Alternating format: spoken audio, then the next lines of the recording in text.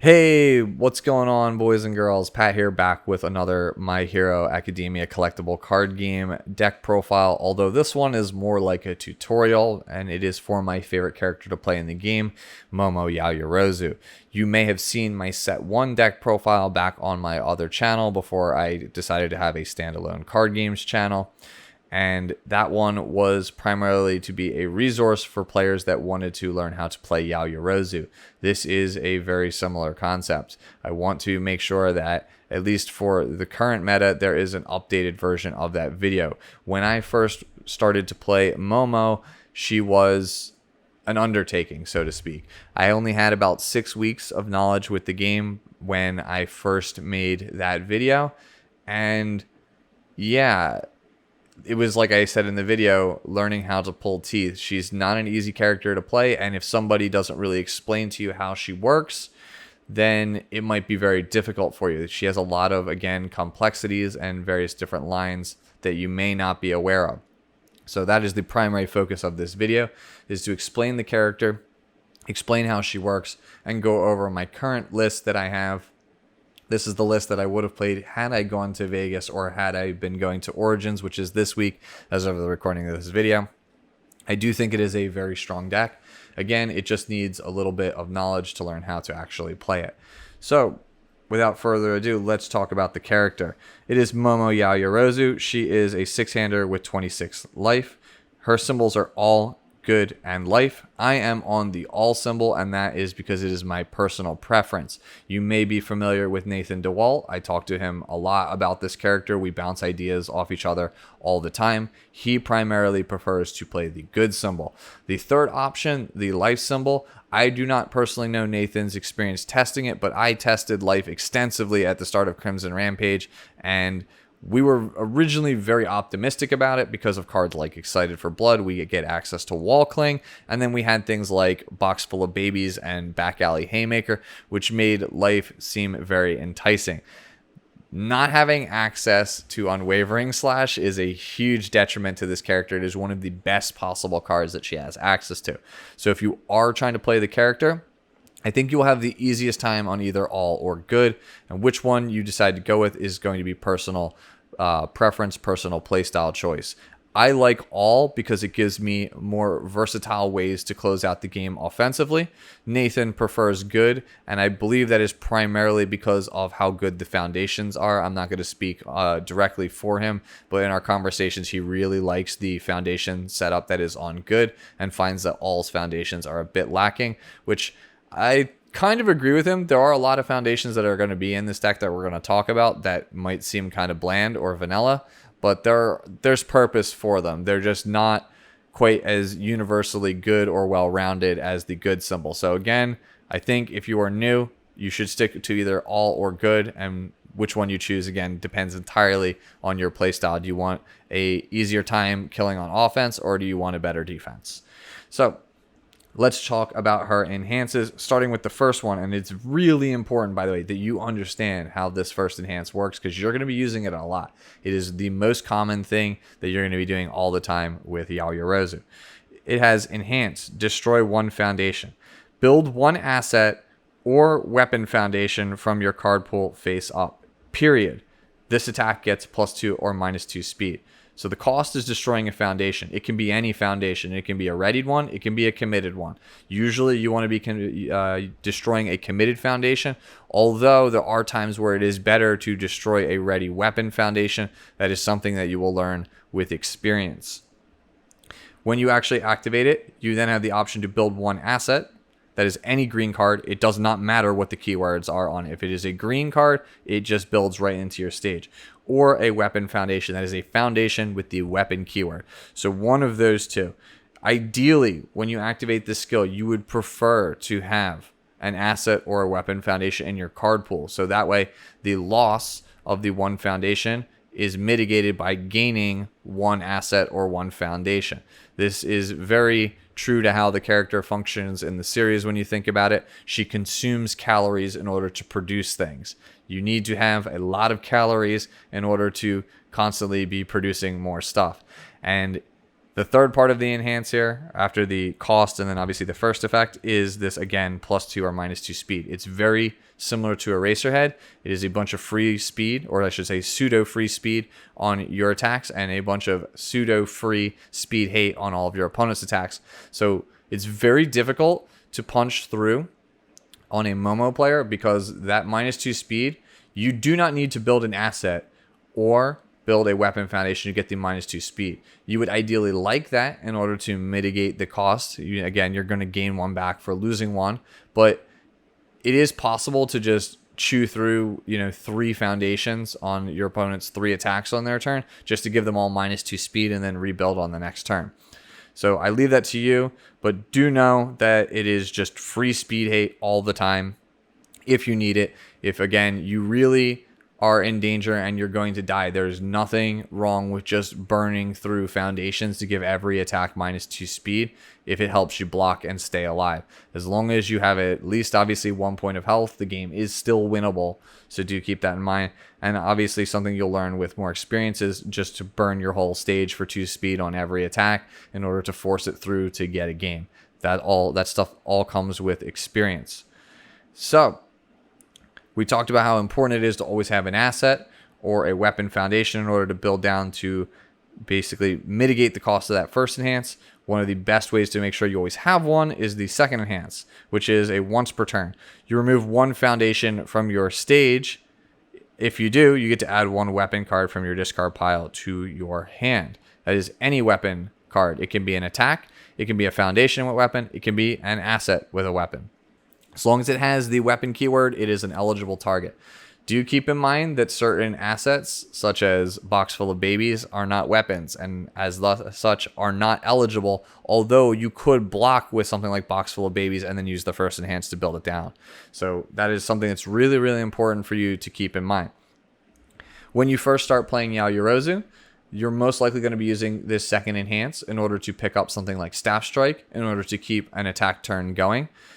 Primarily, your first inclination should be to grab attacks when you're new to the character. It makes sense, right? Most commonly, you're thinking about weapons as your attacks.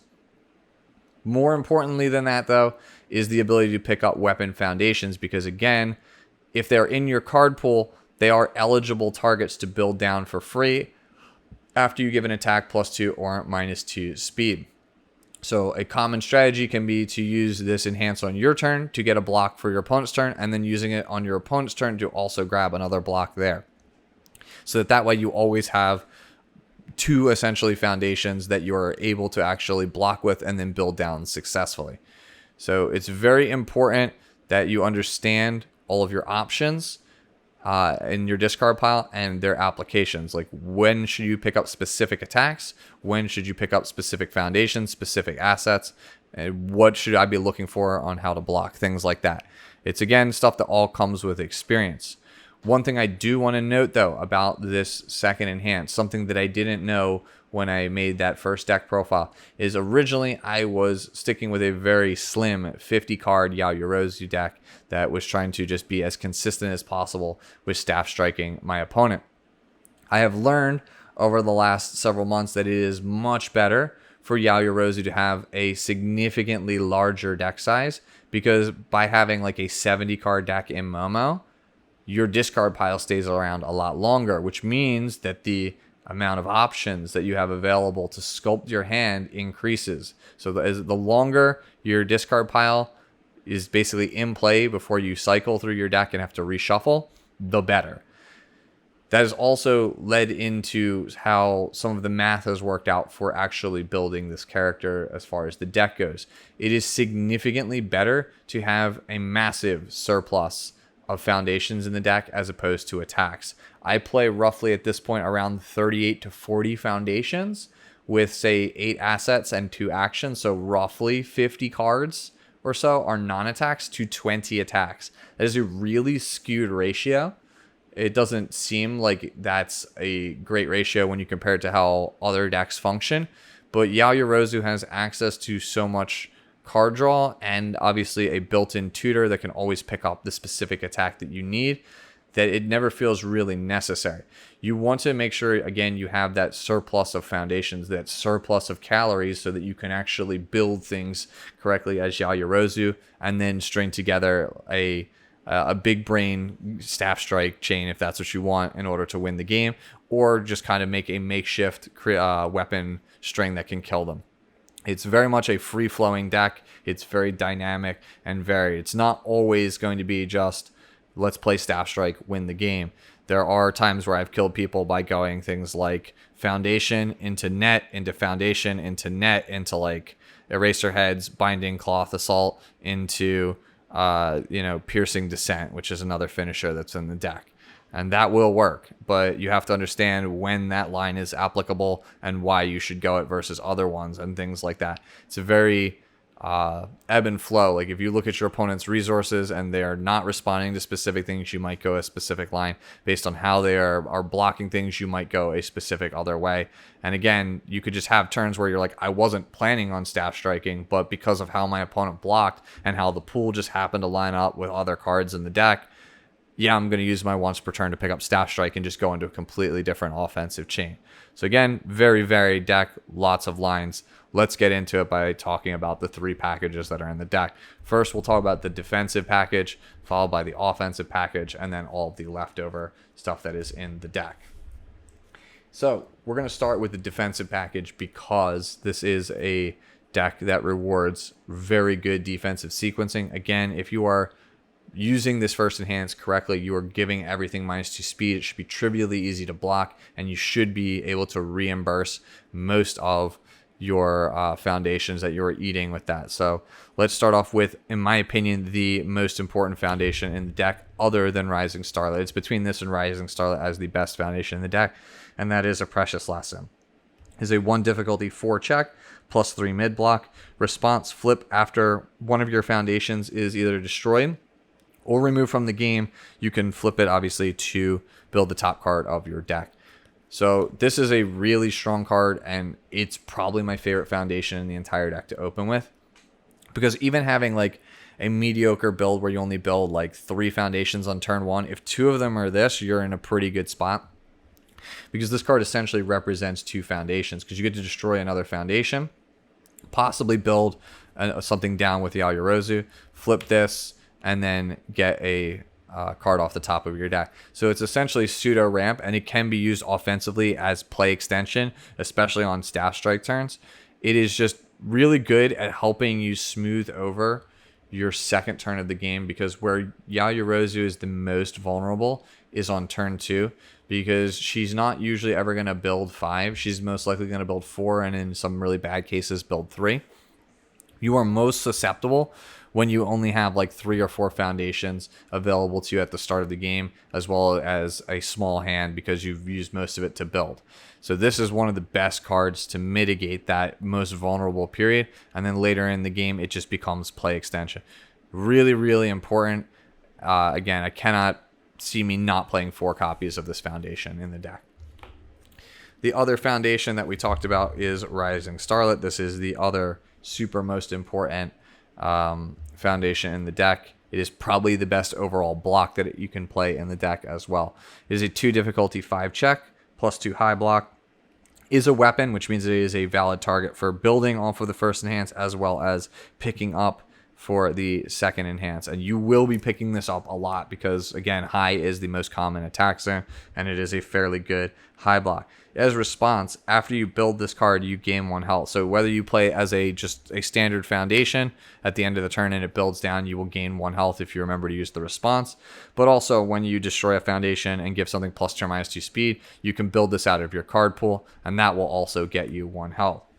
It also has enhance your attack, flip it face down, build 1 weapon asset or weapon foundation from your card pool face up. Do note it is a weapon asset. It cannot grab any asset. That is really important. Again, you will not be able to grab a card like Box Full of Babies. But this card is obviously very, very good. There are certain times where this card might be, you might build it down and then flip it immediately and build another one down. So for example, you might go, create bow staff will add a weapon foundation from your discard pile to your card pool. You might add this to your card pool, and then you might use quick creation to build like another one if it's on the top of your discard pile. So you might have 2 of these in your card pool at any one time. You use the enhance on Yaoyorozu to build one down, gain the 1 life, flip and build the other one down. There are a lot of trick plays that you can do that make for very interesting lines. They can set up different ways of attacks. You can have like be on the 3rd attack in your turn and flip one of these face down to build something like very early in the chain out of the card pool that you left there, and start like a chain reaction and clear all the foundations out of your pool if they're all weapons, for example. So there are a lot of interesting things you can do with it, and it's really important that you are aware of, again, all of those interactions. And again, never forget to use this response, especially if you're playing against Mineta 2. When he asks you to debuild a foundation, you should always choose Rising Starlet, so that way you can essentially then bin a foundation and immediately bring it back down for 1 life. This girl, by the way, has a fantastic matchup against Mineta 2. If you're looking for a character to play against Mineta 2, this is definitely the one. She feels like she has an insane matchup. Yeah, this is really, really important. It's very important you understand that it is life game. It is a good high block. It builds down, and it has trick plays to build things down even further. This is probably the #1 card I pick up over most of my games with the second enhance because of just how generically useful it is in a lot of scenarios. It's like probably the best block in the deck, and again, it just enables some crazy plays on offense that you really have to kind of experience a couple of times before you start to see them. Next up is another weapon foundation, so obviously it is a great block, and that is preparing for battle. It is a 1 difficulty for a 5 check with a +3 low block. It is a weapon foundation, but it also has breaker 1, which is super, super relevant. It has enhance, commit it, and discard 1 card to draw 1 card. It doesn't seem like a lot, but this is the primary low block. If you need a low block, you use the second ability to pick this one up.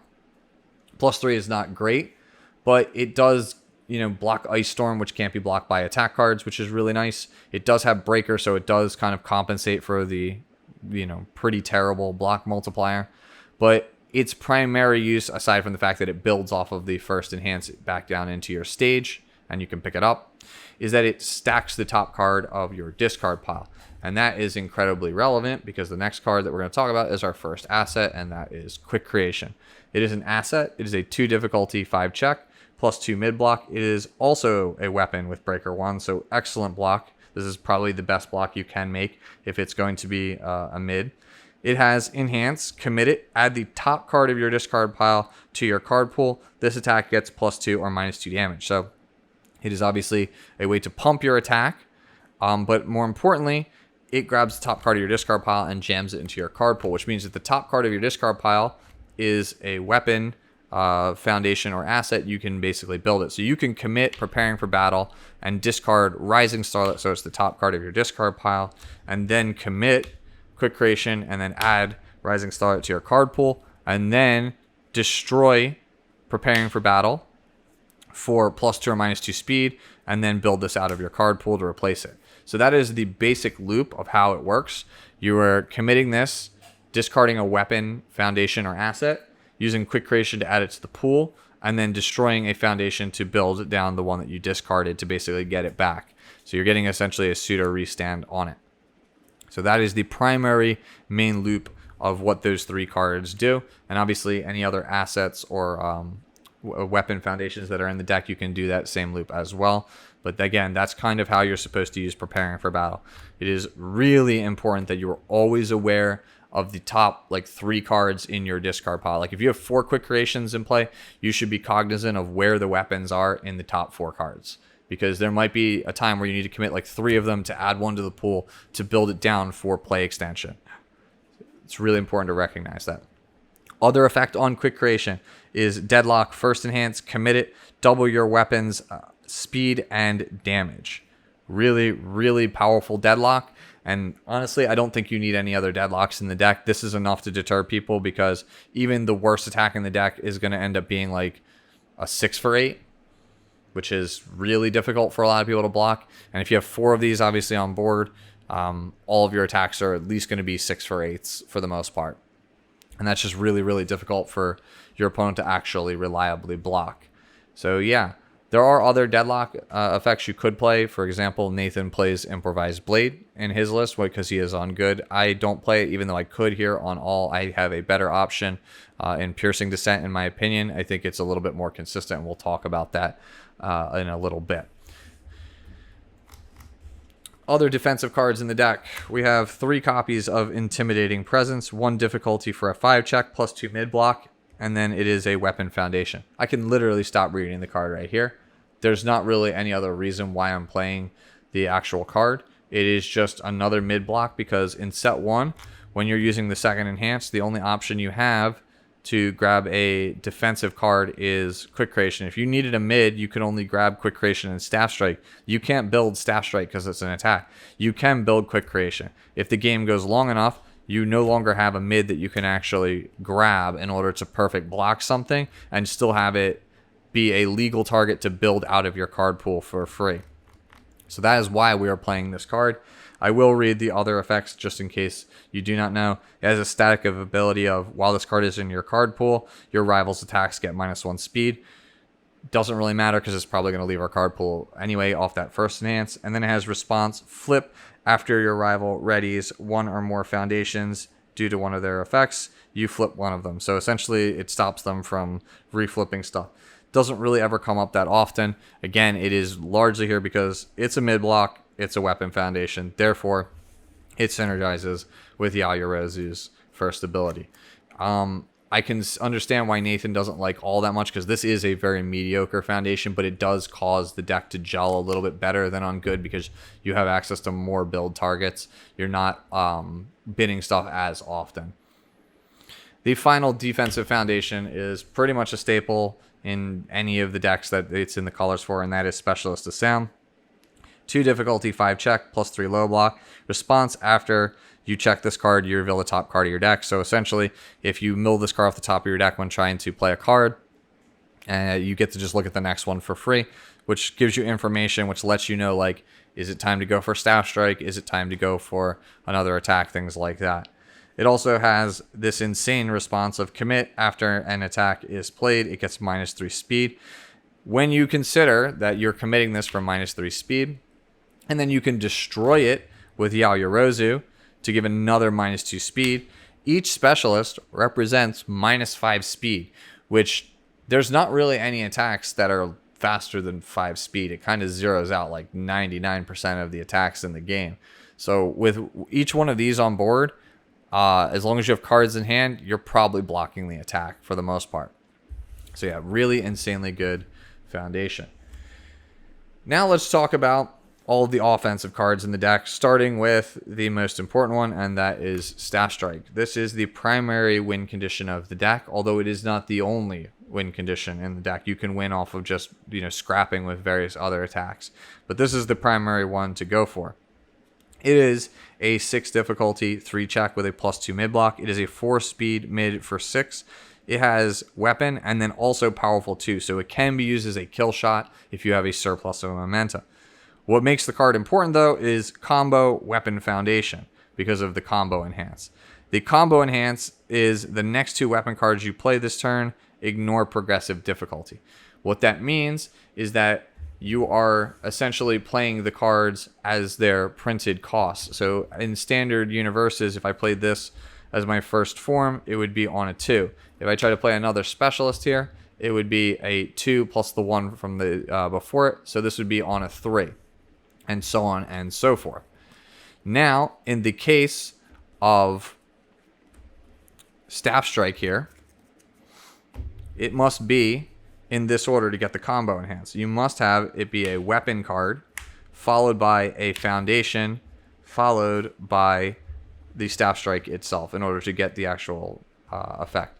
So, for example, any of these would be a valid chain. You could start with a weapon foundation, a weapon asset, or an attack, followed by any foundation. So we'll just use specialist not to confuse you with it being an actual weapon. It's by any foundation followed by Staff Strike. So this is never really going to be a 6 difficulty when you first play. It is going to be an 8 difficulty because obviously there's 2 cards prior to it in order to get the combo enhance. It's not really worth it to go for Staff Strike as, you know, without the combo enhance, unless it's the first attack and you really need a way to see more cards, or you are confident that you can just pump it up so ludicrously huge that it can go for a kill shot right at the start. It is primarily here for, again, that combo enhance so that you can set everything up and start trying to chain as many of these together as possible. Because after you resolve this combo enhance, anything that comes after it, the next 2 weapon cards, will be progressive. Keep in mind, it is weapon cards. So for example, we're using Specialist here. If I tried to play Specialist after this point, it would still be on a 5 because it would be 2, 3, 4, 5. Now, if I tried to play Preparing for Battle here, it would be on a 1. So do keep that in mind. It's not just attacks. One thing you can do if you don't think you can kill them with Staff Strike is just build 2 weapon foundations, ignoring progressive at the end of a very long chain, and that will work fine. But yeah, once you have set up the ignore progressive, the goal should be to try to get as many Staff Strikes as possible because they naturally kind of chain into themselves. You can essentially have a chain where it's Staff Strike, Foundation, Staff Strike, Foundation, Staff Strike, Foundation, Staff Strike, and you will just essentially be like, all right, I need to just check at this point, you know, this is on an 8, this would be on a 6, this would be on a 6. So it's not like unreasonable for you to keep chaining these together. And once you start to get a long enough chain, you can use the second enhance, which is draw 1 card for each foundation in your pool. So on the first Staff Strike chain in this example, when you activate it, you would only get the 1 draw unless you use like Quick Creation to put this here, in which case you would get to draw 2. So the longer you keep the chain going, the more you'll be able to dig, because by the time you get to, say, this third Staff Strike, you might have another Quick Creation to put something here. You might get to draw 3, which will let you draw into the last one. And then obviously you have the second enhance on Yaoyorozu in order to keep it going. So you basically are going to try to start a Staff Strike chain and keep it going as long as possible. That is the primary win con of the deck. But again, it is not the only one. You shouldn't try to brute force it, by the way. If you have only like 5 or 6 foundations and you check a 3, do not commit out for this card unless you are absolutely sure it is lethal. I almost always never go for the first Staff Strike. If I check a 3, I will end my turn there and just play good defense because that's what my character is really, really strong at. So it is really important that you recognize if you check a 3 when going for that initial Staff Strike chain, that it's worth, you know, considering passing. I've seen way too many people try to go for it and only have like 1 or 2 foundations open and just die on the crackback. If you have like, again, 5 or 6 foundations open, unless they have a ton of stun, it's very difficult for people to kill you. You can maybe get away with only taking a couple points of damage, and you can just try and set up again next turn using your second enhance on Yaoyorozu. So yeah, again, it's not the end-all be-all attack. It is the primary win con, but again, not the best way or always the only way to end a game. The most important attack in the deck, aside from Staff Strike here, because it's primary win con, is Unwavering Slash, and it's the primary reason why I went back to playing on all. It is a 5 difficulty 3 check with a 2 low block. It's a 4 speed mid for 4, has charge and weapon and powerful 2, so it can be a finisher if you need it. It has enhanced discard 1 card to build 1 asset from your discard pile face up. So commonly, you're just going to discard a Quick Creation from your hand to build a Quick Creation or a box full of babies, which we will talk about in just a little bit. So you will get to just do that. Keep in mind, the card does not have to exist in your discard pile whatsoever in order to do this. So like if there's no Quick Creation in your discard pile, but you have one in your hand, by discarding it, that becomes a legal target. The cost is discarding it, and then you can check to see if it's in there. It's not like Magic where you have to actually target it beforehand. So it also has the second enhance. If you have 1 or more assets, ready 1 foundation that has not been readied this combat phase and draw a card. This card literally does everything. It's a poke. It's a setup card because it gets you an asset, which the assets are our deadlock threats and are ways to kind of manipulate the card pool for our first enhance and for Staff Strike. So that's super important. It also restands, which means it's not really a 5 diff. It's a 4 diff when you think about it. And it draws as a card, so it replaces itself. And then again, if I forgot, powerful 2, so it's a kill shot. It does literally everything. Insane attack, and you should just be playing 4 of it, and it's the primary reason why I am not trying to play Life again, because there is a massive difference between having this card and not having this card in the deck, and it really shows. When you play a couple games without this card and your only thing that you can rely on is Create Bowstaff, which will be our next card, you really, really feel it. Next up is 4 Create Bowstaffs. This is a really insane attack in my opinion. It's not quite as good as Unwavering Slash, but it is very, very close. 4 difficulty, 3 check, plus 3 low block, 4 speed mid for 4 damage is also a weapon. Enhance, add 1 asset or weapon foundation from your discard pile to your card pool or your hand. That is really important.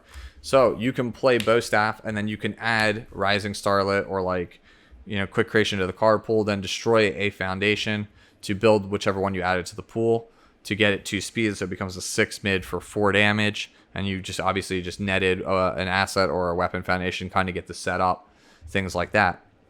But if for some reason you can't kill them and you don't really want that and you're just looking for a block, you can just like pick one of these up and just tuck it in your hand and end your turn after the Bowstaff and just kind of have this for good defense.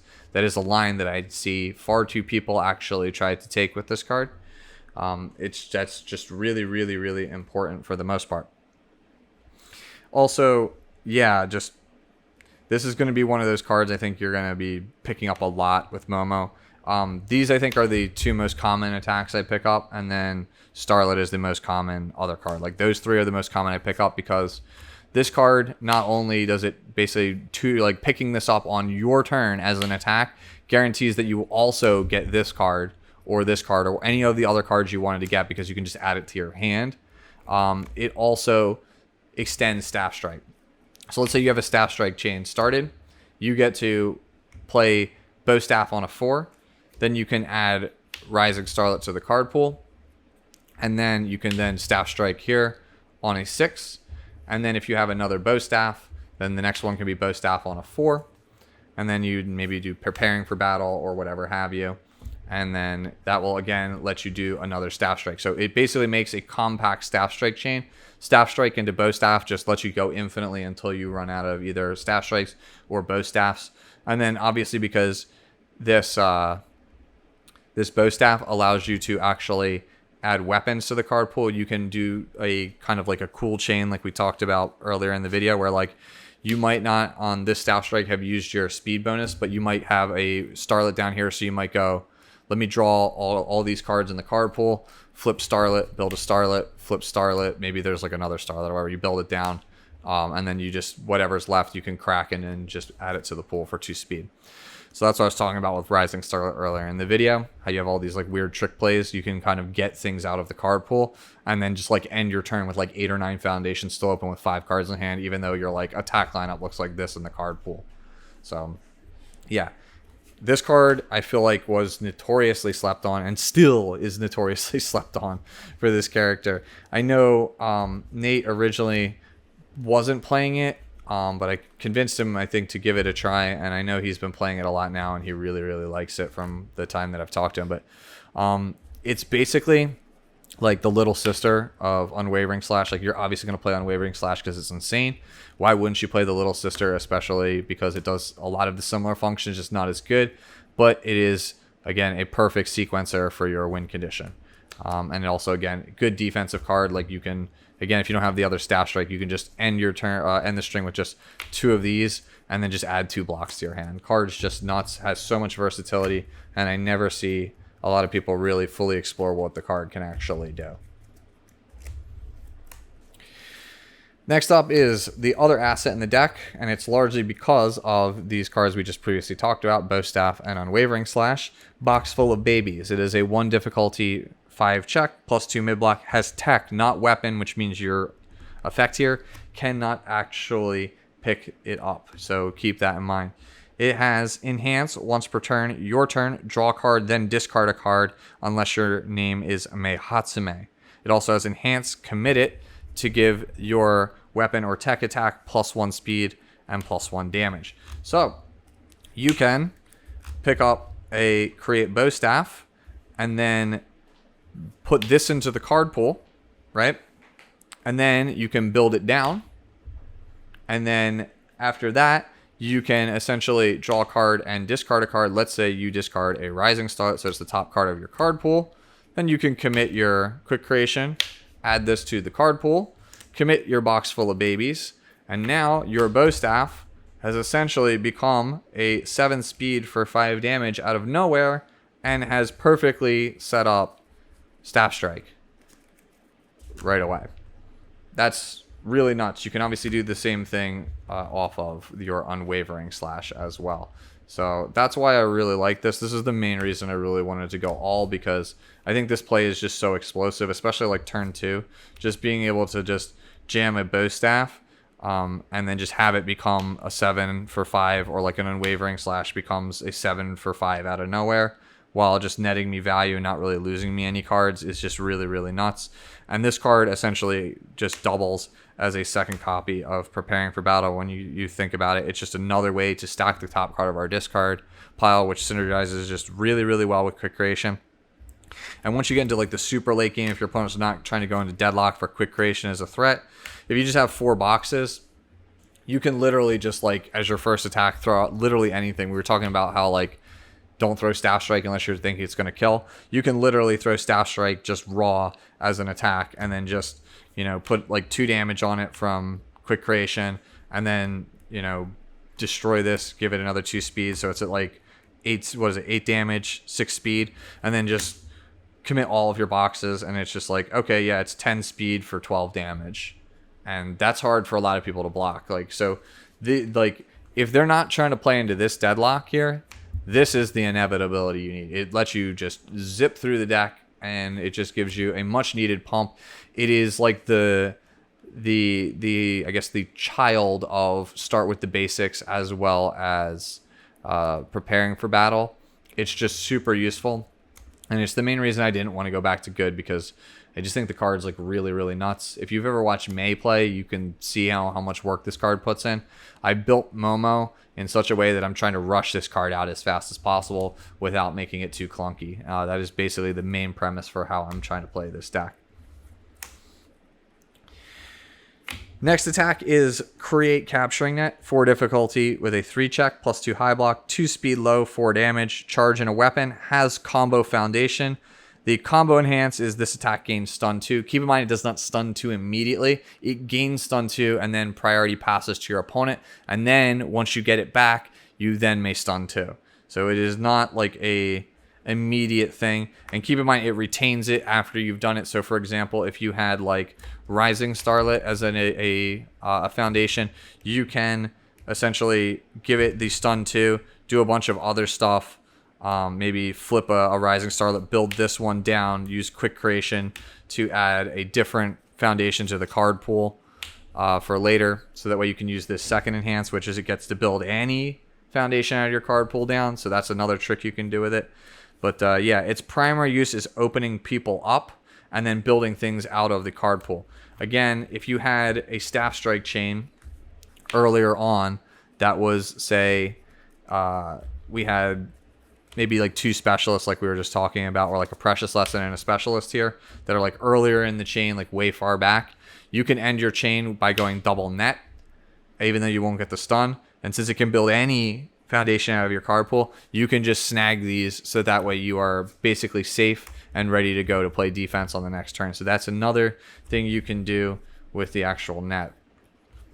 Now, one of the things that I really wanted to convey in this deck is through this foundation here, Zoom, that I play 3 copies of. It is a 1 difficulty 5 check, plus 3 low block. It's a tech card.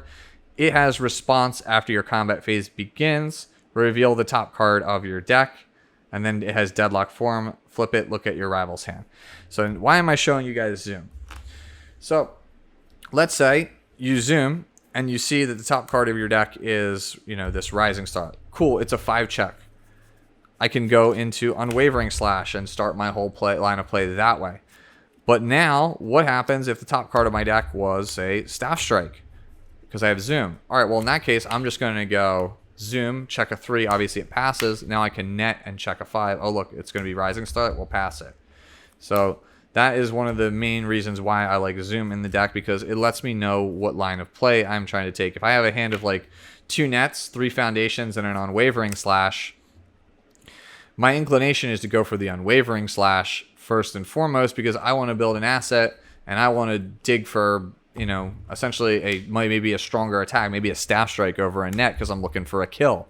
But Zoom gives me the information to make the judgment call here. Hey, maybe it's better to start this route. And that might lead down a route where we just go double net and then stun them out. And then rather than going for staff strike, we can convert it into a different attack that can do some bigger damage, such as piercing descent. It is a 4 difficulty 3 check with a 1 low block. It is a 2 speed high for 5 damage. It's a fury weapon with combo weapon. The combo enhances, it gets +2 damage, and then if it deals damage, your opponent loses 1 life. So it's really a 2 high for 8, which is trivially easy to block. However, if you get to a point where you know your opponent doesn't have cards in their hand, or you know they can't block anyway, such as say at the end of a really long staff strike chain when you know they have no cards in hand, you can jam 2 of these at the end and just do 16 to them uncontested. The same thing is true for the previous example that we were just talking about, where you have like, you know, Zoom to confirm that it's better to go into a net line of play. You might use double net to stun them out, and they might just not have a way because they attempted to block these. Let's say they fully block these and they're completely stunned out with 2 cards in their card pool. You might have a piercing descent in your hand, and you could just go, I'll piercing descent you. You're going to take the 8 guaranteed. During this enhance, use the second Yaoyorozu to pick up the other descent and then just descent them. That's 16 damage, and there's not really anything they could do about it. This card is heavily slept on. I know that it was played, I believe, in the second place May list from Vegas from this past weekend. When you look at this card, everyone fixates on 2 speed, but this card functions very similar to Improvised Blade, where, yeah, it's a 3 speed mid for 4 damage, but it gets a huge pump. But you're like, well, it's a slow attack and it's a mid, so anything can block it. But the only times you're ever playing it are like the 6th attack in a turn, or like whenever your opponent just doesn't have anything. So yeah, this card really puts in work, and I really like this over Improvised Blade because Improvised Blade in the other versions of Momo Yaoyorozu can only go Blade off of one of these 2 attacks. You have to go net into Blade or Unwavering into Blade. You can't actually set it up any other way, whereas Descent can go Staff Strike into Blade. So even though it has a lower ceiling than Blade, I really like the card for that reason, and it's one of the reasons why I decided to go all, because I think it is just a very consistent finisher. And again, we don't need Staff Strike to kill somebody. We can literally, again, do something like double net into Descent. We'll do it, or so on and so forth. The last attack that I want to talk about that is in my list is 2 copies of Binding Cloth Assault. It is a 4 difficulty 3 check, +2 mid block, 3 speed mid, 5 damage, fury weapon with combo weapon. The combo enhance is discard a card to draw 2 cards. It just helps us move through the deck. I don't always want to see it, but it is a weapon, and I have had, again, strings where I've gone something like, say, net to stun them into like bow staff, to just like grab a specific thing from the card pool, like an asset or something. And then like, I'm like, all right, well, I'm going to set up a turn for defense. Let me just play this on a 6. It'll pass. I'll just dig, try and find some blocks. Oh, look, I found a descent. Oh, he blocked this. Wow, he has no cards left in his hand. All right, cool. I'll descent on a 7. Because I know he can't block it. I'll pass it. I'll pay the 2 foundations or whatever have you. This gets through for 8. And during this enhance, I'll grab the other descent and just kill them that way. So yeah, it's largely here just to move us through the deck. It does have another enhance, by the way. If you've played an action, it gets +2 speed. We do have an action in the deck, and we'll talk about that at the very end. So that would be a way for you to get the speed on it. But for the most part, it's most likely just going to be a 5 from Yaoyorozu's effect, 5 speed for 5. That just digs too deep. Don't always want to see it, but again, helps us move through the deck because it is a rather large deck. I don't really want to play any other attacks besides the ones that are in this deck. You may decide not to, to cut these because you don't like them. But the attacks that I've shown you, these 3, plus Staff Strike, plus Unwavering, I really don't like any other attacks. Like, I've tried all of Stain's attacks. They just feel clunky. I've tried a lot of May's attacks. They feel pretty clunky as well. These ones are the ones that just don't feel clunky. This one does feel clunky sometimes, which is why it's only a 2 of, but I do like the fact that, again, it will find me the attacks that I'm really looking for in the deck, so that's why I play it. All right, let's round out the rest of the deck with the rest of the foundations. So we have 4 copies of It Can't Be Fixed, 0 difficulty, 5 check, +1 high block. Response, flip after you commit any number of foundations due to a rival's effect. Build the top card of your deck, playable while committed. It's stun hate, it's spam, it's a great low block. You play it as a 4 of in any of the colors. Really, really sick foundation. Next up, we have a small package to verify the top card of our deck, starting with Destined for Mainstream Success, 1 difficulty, 5 check, +2 mid block.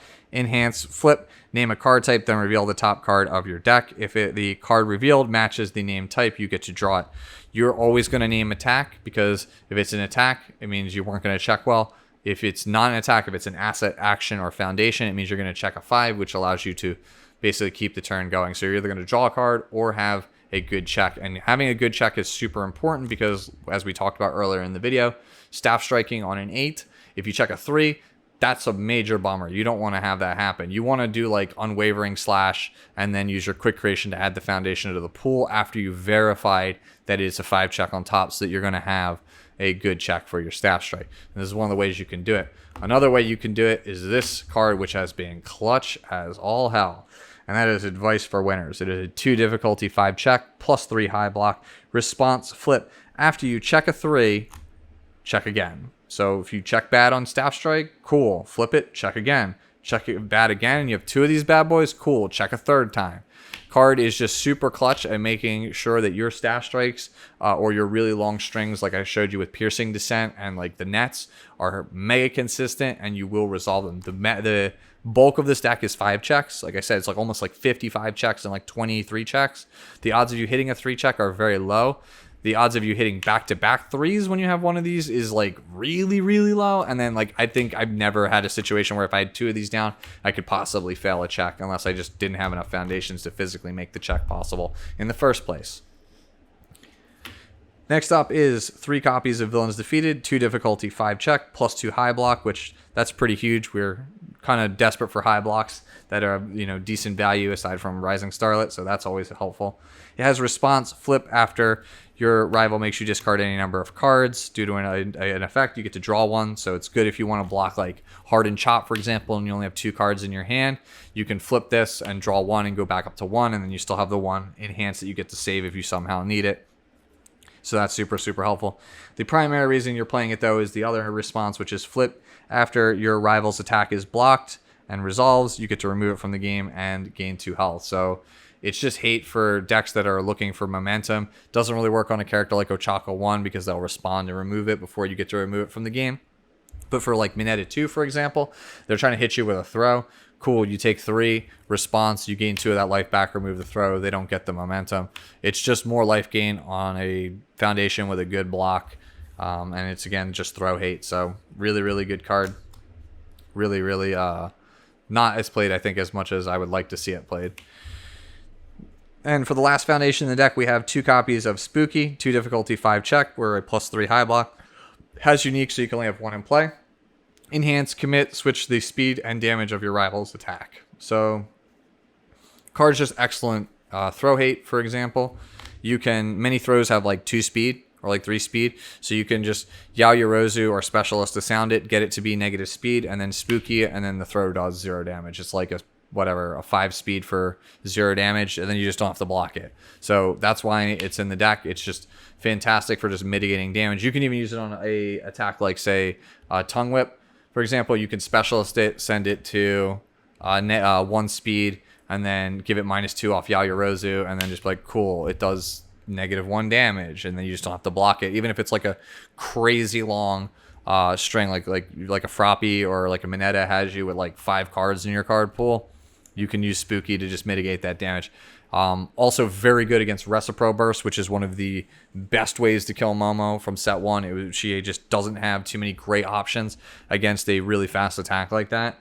Doesn't really have too many resets in her color besides You're So Obvious and now this card. So really, really good card for that. You just wait till they pump it up a ton of damage, then you go, cool, it's actually like a 2 speed for 17, and then you just block it.